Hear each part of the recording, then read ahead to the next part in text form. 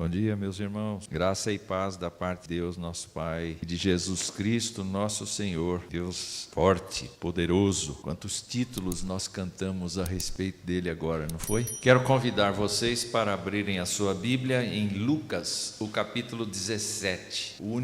A única referência que a gente tem aqui a respeito deste texto que nós vamos estudar é o versículo 11, capítulo 17. Diz que caminho para Jerusalém, Jesus passava pelo meio da Samaria e da Galileia. Então nós estamos entendendo que Jesus vinha do norte para o sul, era a última semana dele de vida na terra, e ele não tinha tempo para fazer rodeios. O ensino de Jesus Cristo passou a ser muito intenso, muito confrontador. A sua ética foi sendo demonstrada de maneira muito incisiva, não é? Claro que no meio do caminho ele curou diversas pessoas, ele agiu com bondade, mas ele contendeu fortemente com os escribas, com os fariseus. Você pode reduzir o volume aqui, por favor? E ele então tinha o interesse de que os seus discípulos se fixassem no evangelho que ele apresentava. E o capítulo 17 talvez nem seja a coisa dita nesse caminho. Talvez tenha sido dita em outras oportunidades, mas Lucas faz questão de colocar aqui, nesse ponto, nessa altura do seu evangelho, esses ensinos. E o capítulo 17 só traz notícia ruim. Como eu estou ficando velho e preocupado com a eternidade, eu só trago notícia ruim. Eu já me peguei pregando aqui diversas vezes sobre coisas que me aproximam do fim, não é? Então a minha tendência vai ser cada vez mais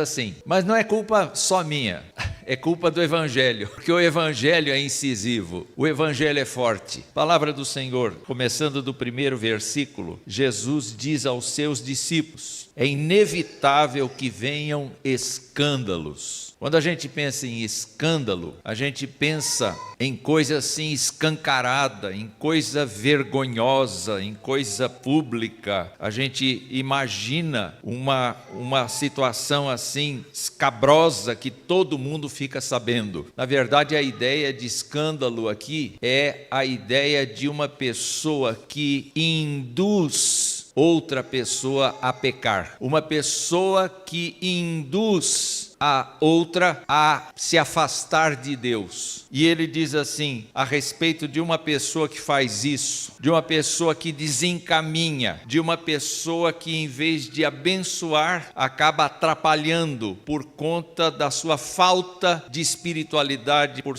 causa da sua vida desregrada, por causa da sua conduta, ainda que não seja uma pessoa pública, que seja uma pessoa como nós, no seio da nossa família, mas uma pessoa que desencaminha. Ele diz, é inevitável que venham escândalos. Quer dizer, não dá para impedir que isso aconteça. Não dá para impedir que haja uma pessoa que induza outras pessoas a cair. É inevitável. Mas ele diz assim, mas ai daquele homem. Quando Jesus fala um ai, não é um discípulo falando ai, é Jesus falando ai. E ele diz assim, mas ai do homem pelo qual eles vêm. Essa é uma referência direta aos ensinos dos escribas, dos fariseus. Se você se lembrar do Sermão da Montanha, lá em Mateus capítulo 5 a 7, você vai verificar que várias vezes Jesus tocou nessas questões. Eles ensinavam coisas para o seu prazer. Paulo também identifica isso. Eles entravam nas casas das pessoas impondo julgos que a Bíblia não impunha. Paulo também insistia no fato de que eles eram hipócritas, assim como Jesus falou que eles eram hipócritas. Essa é uma referência muito forte a quem pretende ensinar a Escritura, mas de um jeito do seu prazer e não do que efetivamente a Escritura está determinando. No Antigo Testamento, Deus disse, eu sou contra os pastores, têm um sonho e o contam e dizem, foi ele que me disse. Ele disse, eu não disse. e eu nem mandei, nenhum deles eu mandei. Então, de repente, o Senhor Jesus Cristo alerta os seus próprios discípulos para o fato de que é inevitável que uma determinada pessoa ou muitas pessoas induzam outras pessoas a pecar. Mas ai daquele que fizer isto. Ai daquele que fizer isto. O que Jesus diz aqui? Qual é o comentário de Jesus? Olha que bom comentário ele faz. Melhor fora que se lhe pendurasse ao pescoço uma pedra de moinho. Vocês sabem o tamanho de uma pedra de moinho? Não é uma pedrinha, não. É uma pedra que roda em cima de outra pedra para amassar os grãos. Portanto, ela tem peso. E o que ele diz é melhor que essa pessoa fosse amarrada a uma pedra de moinho e essa pedra de moinho fosse jogada no mar. Era melhor essa pessoa morrer. Nossa, como eu estou sério hoje, não é? Tamanha gravidade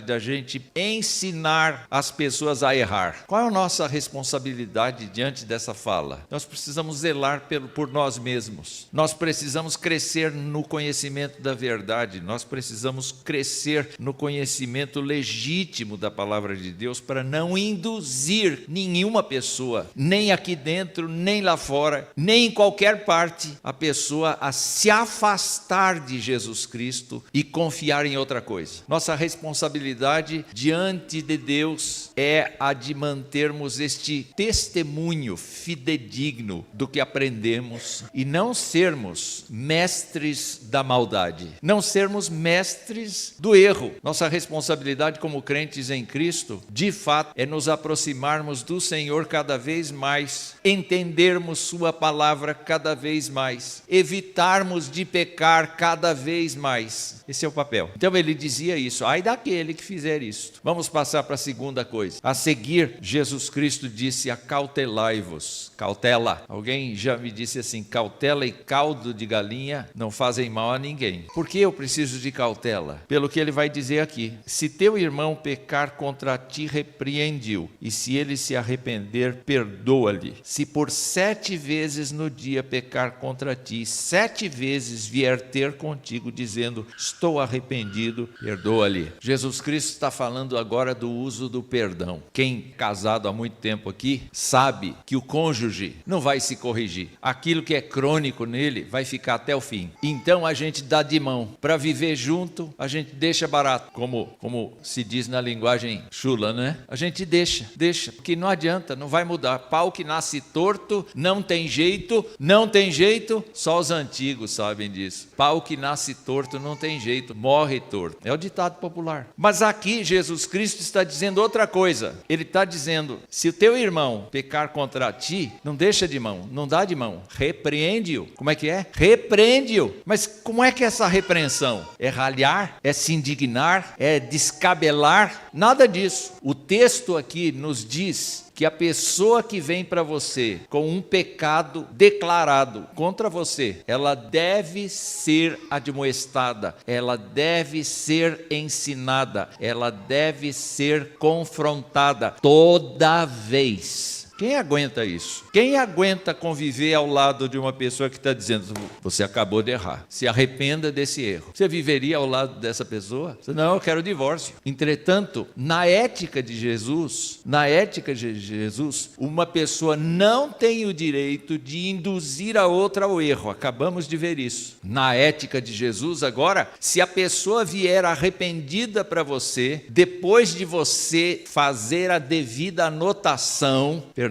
E o que é perdoar? É esquecer? Não necessariamente. A gente não precisa esquecer. A gente precisa ter uma atitude como Deus tem conosco. Qual é a atitude que Deus tem conosco? Deus olha para a gente, vê a gente pecar, a gente vem aqui, ouve a admoestação do presbítero, ouve a admoestação da Bíblia e a gente chora diante de Deus, ó Deus, o meu pecado, eu pequei contra ti, me perdoa. Deus esquece do meu pecado? A Bíblia diz que Deus lança o meu pecado no fundo fundo do mar. É uma forma lúdica de mostrar que Deus afasta o nosso pecado do seu olhar. Mas Ele olha de novo para a gente, sabendo que a gente é pecador, sabendo que daqui 5 minutos a gente vai pecar de novo. Entretanto, Ele olha com compaixão e com nova disposição. Então não é esquecer necessariamente, mas é considerar novamente a pessoa bem. É considerar a pessoa bem. É renovar o meu ânimo para com a pessoa que errou comigo. Qual é a nossa forma de perdão mais comum? Eu te perdoo, mas nunca mais toque nesse assunto comigo. Eu não quero saber mais desse jeito seu. A gente não tem forças para renovar o nosso interesse pela pessoa como da primeira vez. Como um casal de namorados, né? Tudo é festa no namoro, tudo é artificial no namoro. O namoro é uma fantasia, gente. Quem namora aqui sabe que tem que fazer um esforço enorme para não mostrar as falhas. Mas quando a gente casa, como é que fica? O hálito forte de manhã, o cabelo desgrenhado, não tem como esconder. No namoro, tudo é maravilhoso, não é? Mas na primeira crise, vamos desmanchar, não dá certo. Vamos desmanchar, não dá certo. Não tem perdão, não tem arrependimento, não tem volta, não tem quebrantamento, não tem. Simplesmente a gente é assim como um juiz. Cadeira elétrica para você. Não tem perdão. E Jesus Cristo disse assim, não. Caso a pessoa peque contra você, fala com ela. Fala com ela. Ela precisa saber que ela ofendeu. Ela precisa saber que machucou. Ela precisa saber que atingiu o seu sentimento. E você vai ter alguma dificuldade para conviver com ela desse jeito. Fala com ela. Se ela se arrepender, paga tudo. Continua a vida. Os fariseus, os escribas diziam assim, até 3 vezes no dia. Uma vez Pedro perguntou, até quanto eu vou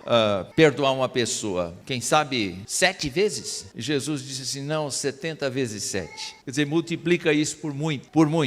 Você precisa entender, na ética de Jesus, você precisa entender que a vida relacional de um crente, confissão é confissão e perdão, confissão e perdão, confissão e perdão, quebrantamento e perdão, quebrantamento e aceitação, quebrantamento e vida abençoada de comunhão. Nós vamos tomar a ceia agora, e o que a palavra de Deus nos manda é que nenhuma pessoa com dívidas dessa natureza deve ficar sem tomar, mas assumir o compromisso de reatar. Se você não está em paz com alguém, é hora de começar a pensar nisso, porque a sua vida com Cristo Jesus, na ética de Jesus, prevê que você não tenha inimizade com nenhum dos seus irmãos de fé. Tenha consciência tranquila de que você não induziu a pessoa a pecar e tenha a consciência tranquila de que você de fato perdoou a pessoa. Complicando, né? Mas vamos complicar um pouco mais. Então, disseram os apóstolos ao Senhor, diante disso que ele falou até agora, aumenta-nos a fé. Senhor, para aceitar isso que o Senhor está dizendo, nós precisamos de mais fé. E Jesus responde de uma maneira assim, simbólica, o seguinte, se tiverdes fé como um grão de mostarda, direis a esta amoreira, arranca-te e transplanta-te no mar e ela vos obedecerá. A minha esposa, em certa ocasião, pegou acrílico, colocou numa forminha e dentro desse acrílico ela colocou uma semente de mostarda. Ficou um pingente com uma semente de mostarda dentro do acrílico. Bonito, ficou bem bonito. Acho que ela ainda tem isso. A semente de mostarda, gente, é muito pequena. Quem conhece, como é que chama aquele pão que vem cheio de botãozinho assim em cima? Gergelim. Quem conhece gergelim deve se lembrar que o tamanho da semente de mostarda é daquele tamanho, um gergelim. E Jesus Cristo, na ética dele, diz assim, você não precisa ter uma fé grande, você precisa ter uma fé do tamanho de um grão de mostarda. Problema é que muitas vezes a gente acha que viver pela fé é necessário para todas as coisas. Quem é que dirige carro aqui? Precisa ter fé para dirigir carro? Não, precisa ter habilidade. Senão você é barbeiro, vai bater num poste. Quem é que cozinha feijão aqui? Precisa ter fé para cozinhar feijão? Não, você precisa saber o ponto, você precisa saber a hora, você precisa saber as quantidades de tempero, as quantidades de água, feijão, você precisa saber dessa química. Tem muita coisa que a gente não precisa de fé para viver. Em que a gente usa a fé? A gente usa a fé na vida diária, na dependência de Deus para coisas que nós não somos habituados a fazer. É muito interessante a gente pensar que um crente deve viver pela fé, porque a Escritura diz: o justo viverá por fé. Entretanto, quando Jesus Cristo diz assim: vocês não precisam que a sua fé seja aumentada, vocês precisam crer na pessoa certa. E ele usa então como situação problema uma amoreira. Vocês viram o texto aqui, ele usa uma amoreira. E a característica da amoreira que ele se referia é que era uma árvore longeva, aquela amoreira durava muito, só que a característica dessa amoreira é que ela espalha as raízes de maneira muito profusa. Eu não sei se alguém já viu uma brincadeira assim: as pessoas pegam uma árvore velha em determinado lugar, vão até o toco, cortam bem na base, abrem um grande buraco naquele caule e em seguida derramam alumínio fundido, alumínio líquido. Aquilo vai, de certa maneira, queimando a madeira, que é quente, ou ferro, e depois disso eles vão descascando a terra e as raízes daquela árvore viraram ferro fundido ou alumínio fundido, e você descobre para onde aquela coisa foi. Eles também fazem isso com formigueiros. Alguns fazem esculturas com essas raízes. Uma amoreira é difícil de ser extraída do chão. É uma coisa que não dá para fazer facilmente. Demora muito se conseguir tirar toda a raiz, porque ela tem muitas ramificações debaixo da terra. E Jesus está dizendo: se você tiver uma fé do tamanho de um grão de mostarda, você é capaz de mandar uma amoreira sair do seu lugar e ir para outro. Ou seja, se você for uma pessoa que dependa de Deus, do poder de Deus para viver, coisas que você não imagina que podem acontecer, acontecerão. Não por causa da sua fé, porque a sua fé é do tamanho de um grão de mostarda, mas é por causa daquele que tem a vontade superior a tudo quanto nós imaginamos para realizar coisas impossíveis. Então, no nosso cotidiano, nós podemos pensar assim, usando a sequência do que eu já falei: você não deve ser uma pessoa que induza os outros a errar. Seria melhor você pendurar-se numa pedra de moinho e se lançar no mar. Vocês estão entendendo a intensidade do que Jesus está falando? Vocês têm que entender que é necessário usar todos os dias a santidade como norma de caminhada, repreendendo o erro e arrependendo, essa continuidade. Se vocês usarem a sua fé para deixar Deus agir na sua vida, muitas coisas sérias, grandes e abençoadoras vão acontecer. E a última coisa que eu queria registrar aqui é que Jesus conta uma parábola agora. Vocês viram que foi figurado, né? Tudo foi muito figurado até aqui, né? Mas ele continua e ele diz assim: qual de vós, tendo um servo ocupado na lavoura ou em guardar o gado, lhe dirá quando ele voltar do campo: vem já, põe-te à mesa, e que antes não lhe diga: prepara-me a ceia, cinge-te e serve-me, enquanto eu como e bebo, pois comerás tu e beberás? Porventura terá ele de agradecer ao servo, porque este fez o que lhe havia sido ordenado? Assim também vós, depois de haver desfeito tudo quanto vos foi ordenado, dizei: somos servos inúteis, porque fizemos apenas o que devíamos fazer. Eu estou fazendo uma série de exposições no meu canalzinho, Laboratório Teológico, sobre parábolas, e eu devo gravar qualquer hora dessas a respeito dessa parábola. Então eu estava pensando, quando vim para cá, pensando em falar só dela, mas resolvi estender para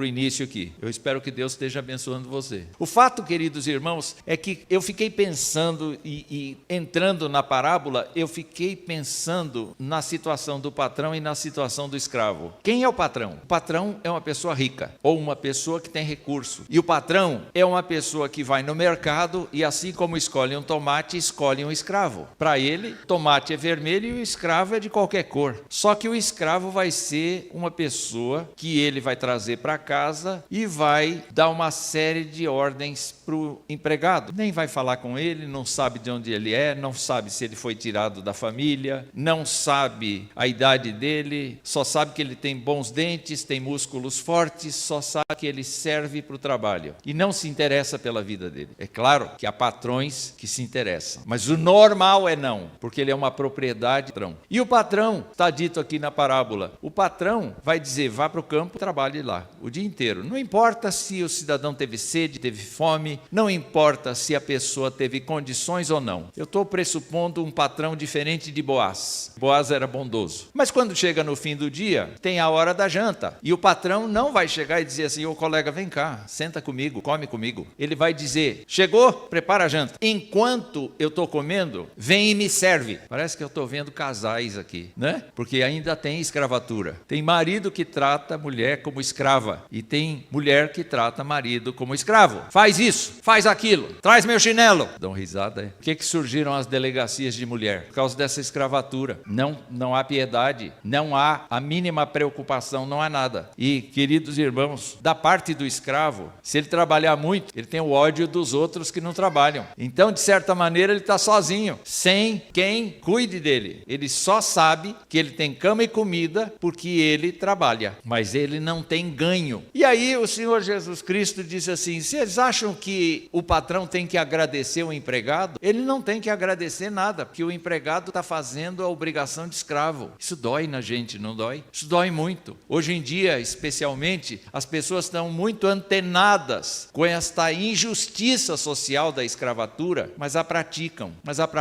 a sociedade pratica. Só que o Senhor Jesus Cristo disse uma coisa tremenda aqui. Ele diz assim: assim também vós, depois de haver desfeito tudo quanto vos foi ordenado, dizeis: somos servos inúteis.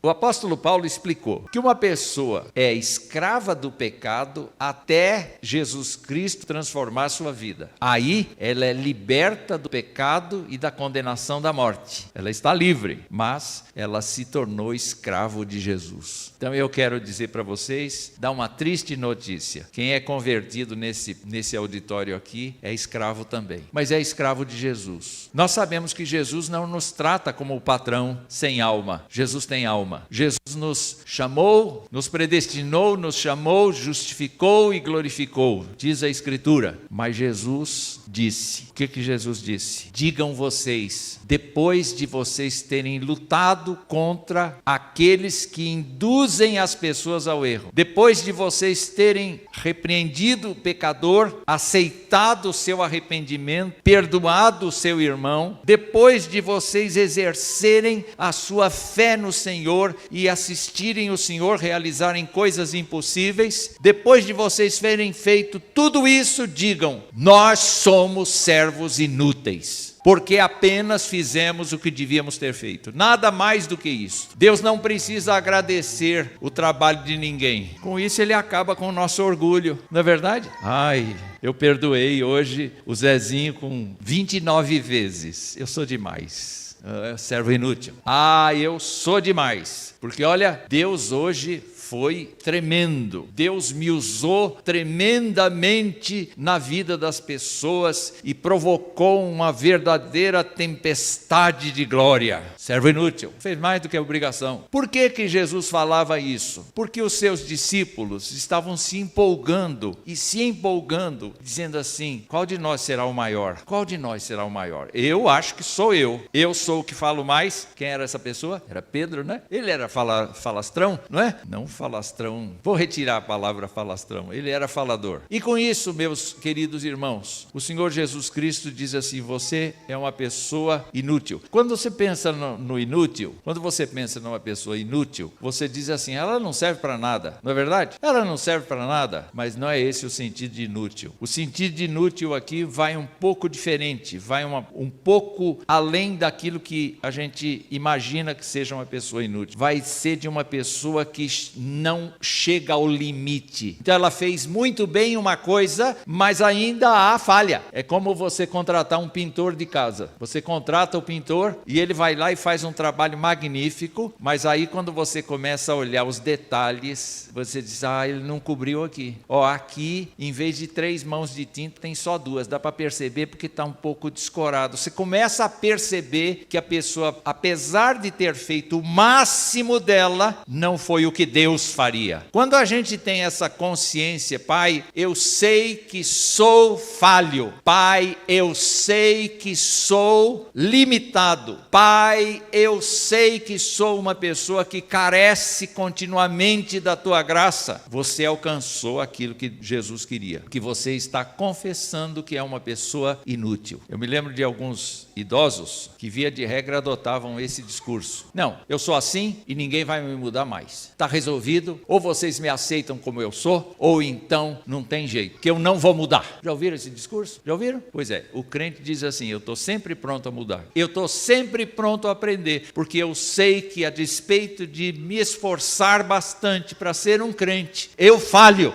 Eu não executo tudo do jeito que meu Deus quer. E não há nenhuma derrota nisso. Pelo contrário, na ética de Jesus, isso é vitória. Crente, até o último dos seus dias, admitir a sua pequenez. Eu queria apenas recordar para vocês que nos últimos dias da vida de João Calvino, ele chamou os pastores da igreja de Genebra, fez um discurso com eles, e chamou as autoridades de Genebra e fez um discurso com eles. E vocês precisam ler esse discurso. Ele não queria nem que marcassem o túmulo dele, que ele diz: eu sou o mais indigno dos homens que habitou a terra. E foi esse homem que encaminhou toda uma teologia que nós professamos. Ele se declarou inútil. Não no sentido de não valer nada, porque o Filho de Deus é a coisa mais preciosa que Deus tem. Nós, salvos em Cristo Jesus, somos as pérolas do Senhor, mas nós precisamos reconhecer o nosso tamanho. E se nós formos pérola do Senhor, mas longe da mão do Senhor, não vale nada. A gente só vale na mão do Senhor. Então eu queria essas coisas duras, são mais duras para mim do que para vocês, porque eu vivi tempo aqui meditando na Escritura, e o que eu tenho é isso para vocês. Por favor, não sejam aqueles que induzem as pessoas à maldade, porque vocês escandalizam a Deus. Nós escandalizamos a Deus. Segunda coisa, não vamos ser coniventes com a maldade. Se o nosso irmão falha, com mansidão, com bondade, vamos chegar perto e dizer: olha, está errado isso aqui, está deixando isso de lado, não pode. Se a pessoa se arrepender, perdoa. Renova a disposição, trata como sempre tratou, como antes, com paciência, com longanimidade, assim como Cristo nos perdoou, perdoai também. Aí o Senhor ainda diz: olha, vocês não precisam da sua fé aumentada, vocês precisam crer no Deus que nutre a fé. Vocês não se gloriem de nada disso, porque vocês são pessoas que, apesar de fazerem muito para a glória de Deus, são pessoas que erram também, precisam da misericórdia de Deus toda hora. Meus irmãos, espero que Deus tenha edificado você, porque me confrontou profundamente. Deus sabe como eu sou e Deus sabe que eu preciso. Eu espero que Deus tenha alimentado você.